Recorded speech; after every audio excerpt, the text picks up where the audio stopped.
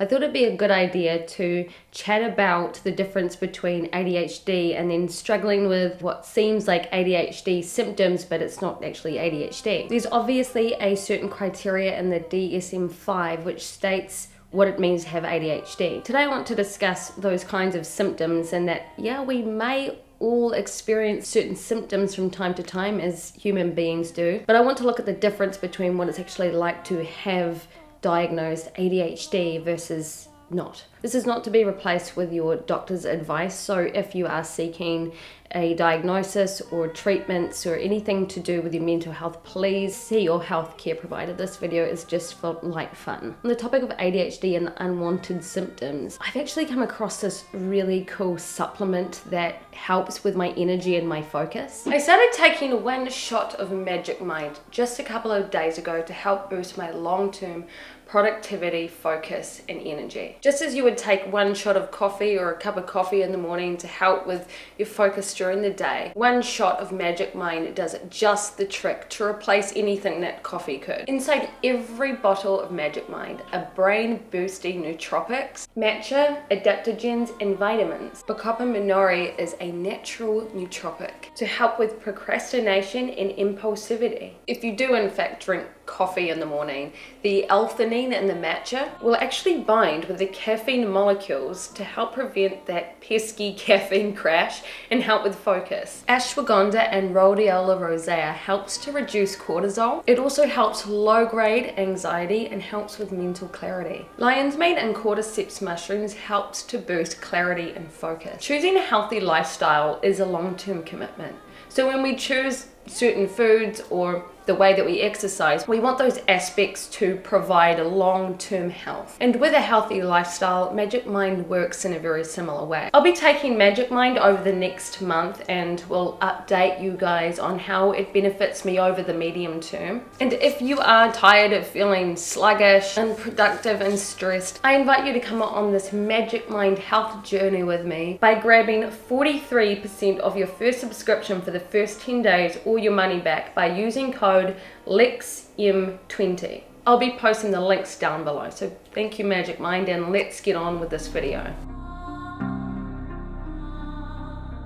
Let's start with inattention. So how many of us, and is obviously probably going to be the whole planet because human beings, how many of us struggle to pay close attention to detail and not make mistakes? This is where I'll often find somebody like my mother. I'm sorry to throw you under the bus. We all have a little bit of ADHD in us. I do that too. Yes, I totally believe you. The difference with those of us who have ADHD, however, is that these careless mistakes are repetitive. They're mostly on a daily basis. They're so repetitive that they will interfere with our daily way of functioning and they will negatively impact us over a long period of time. I make these mistakes at work all the time. Like I run the social media account for my mother-in-law who owns Touch of the Tropics Garden Centre, and there are so many times that I will do a story or a post and I may make some kind of like careless mistake. It might be like a grammatical error or like a doubling up of words.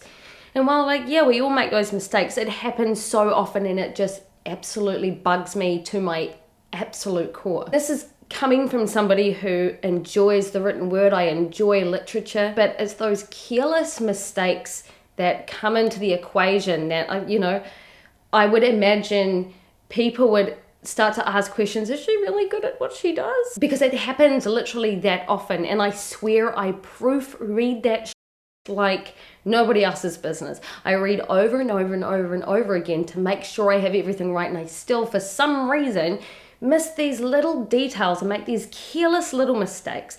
And I think part of the issue is that I rush through to try get to the next thing. It's like trying to read guidelines or instructions. It's like I read the first two and then I skim the rest of it and think I know what I'm doing. So the difference that someone with ADHD may have is that, yeah, they'll make careless mistakes, but the difference is it's gonna be a lot easier for that person to learn from that mistake and not make it again. Whereas for those of us with ADHD, it's ingrained into our brain that would just skim over certain really important details and make that mistake again, even though we know, well, that's something that we do and we want to change it, but it still, for some reason, tends to happen. These kinds of careless mistakes impact me so much, actually, to the point that when I operate a vehicle, I'm so, I wouldn't say I'm terrified every time I hop behind a wheel, but I'm very conscious of the fact that I'm mistake prone.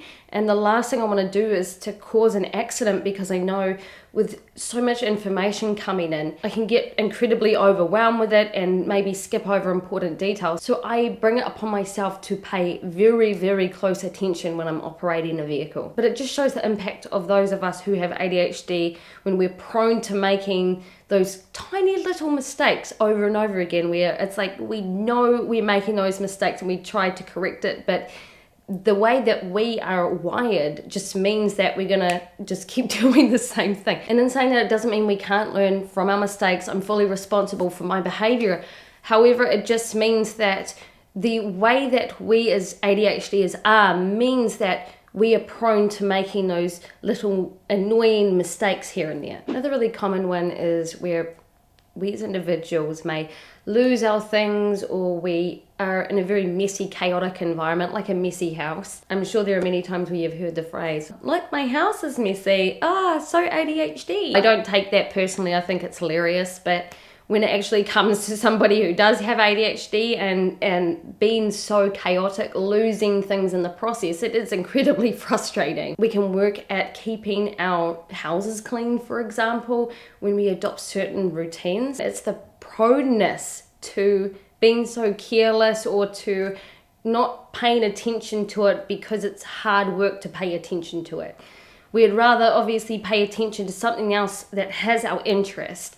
So when somebody says, their house is messy and it's like an ADHD thing, in their brain, they'll be able to separate an important task from a task they just really want to do because it's fun and exciting, and then hone in on that important task that they have to do. Whereas with those of us with ADHD, we're always going to go for the interest. As much as we can train ourselves not to do that, we absolutely can. We can, as I said, learn to be organized. We can learn to have a routine. Having that kind of distractibility of the thing that we're interested in is always constantly at the forefront of how we function during the day. It's not a bad thing either, as it can be used as our hyper focus when it comes to our passions. That is really important. But with that comes losing things. Every single day I have to ask James, my husband, to call my phone because I've misplaced it, and it would be in the most weirdest spot. And then sometimes it'll be right in front of my face. I'm like, yeah, we all lose things like our phones. For those of us with ADHD, it is an everyday occurrence. Oh, where did I put that bit of paper?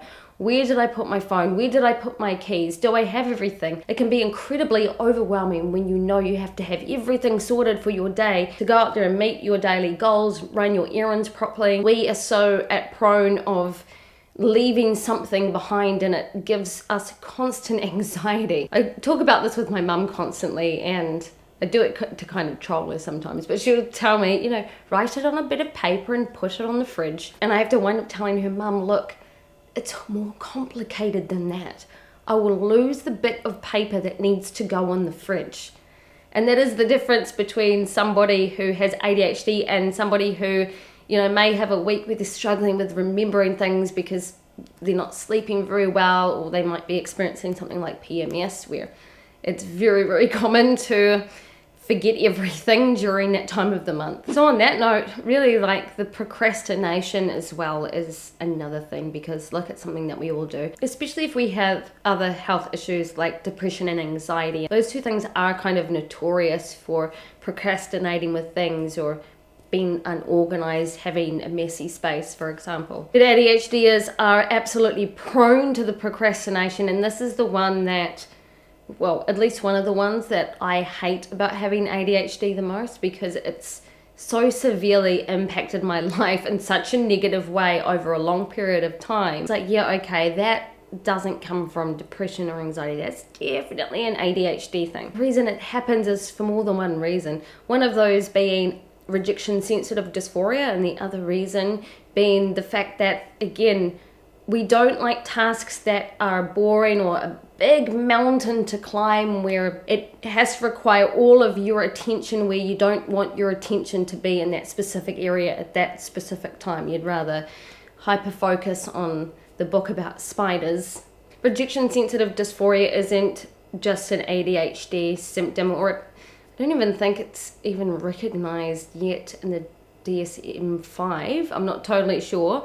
But it is something that ADHDers and neurodivergent people in general do tend to try to cope with. A lot of it stems from childhood where we're in a neurotypical environment, such as at school, and we're doing these standardized tests where those of us who are neurodivergent, that's the topic I'm talking about today, when we are put into the same testing situation as our peers, we will often fall short unless, of course, it's something we're absolutely passionate about. Through schooling, we may have often heard things such as, you fail at so many things, or you need to pay more attention, or you're a little bit slow or off, or there's something quite quirky about you. Also, the physical consequences of not passing certain things.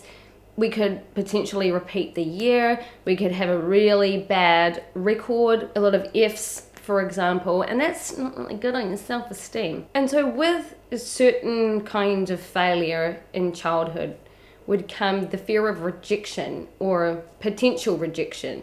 And this is something that can absolutely be worked on through things like psychotherapy and cognitive behavioral therapy. So it's absolutely doable to fix that situation. With the RSD comes the fear of potential rejection. So sometimes that means we're not going to go and do something just in case we fail, because if we fail, then therefore we're going to be rejected.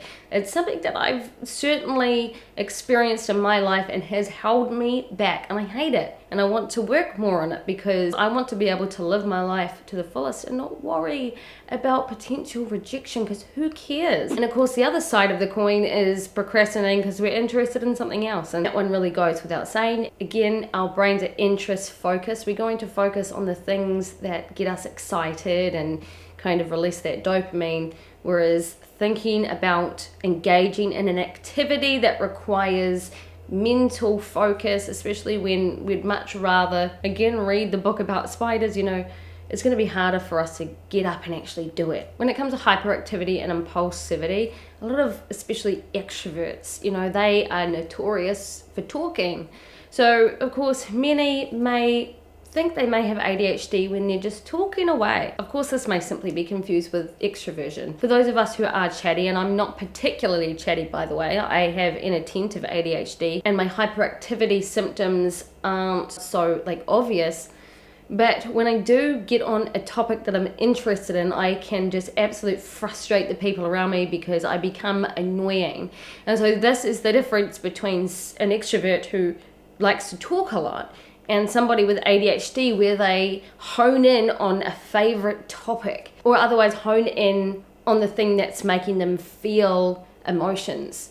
That's the other thing, the emotional dysregulation that may come with it. So I can absolutely wear the heck out of my husband when I'm talking about certain topics, especially if there are emotional undertones. Part of that is interrupting people as well. When you have a point that you want to get across, it can be difficult to reserve jumping in and speaking in front of somebody.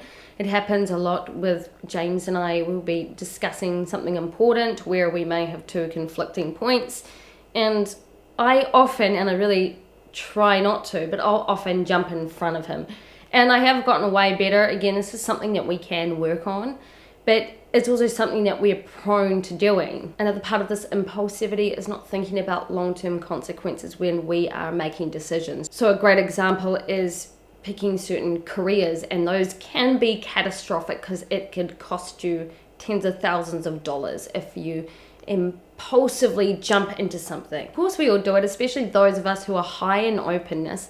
We're going to want to explore all of our options. We're open-minded to the possibilities, and so therefore we are probably going to be a little bit more risque when we are going to pick the things that we want to do. However, with ADHD, it's almost like this certain scratch that needs to be etched. So when there is a plan that I want to make, there is a goal that I want to reach, I have to start organizing it like right now. Like all the things to make that goal happen need to start coming into place now. Like I can't just talk about it and be like, yeah, all right, I'll start this in 3 days, I'll start this in a month. No, it has to happen right now. I have to like book the things, or I have to sign certain contracts. It has to be now. And it's like a very impatient child waiting for a lollipop. And that is the impulsivity that comes with having ADHD. And I have worked on this. I've gotten a lot better, thank goodness.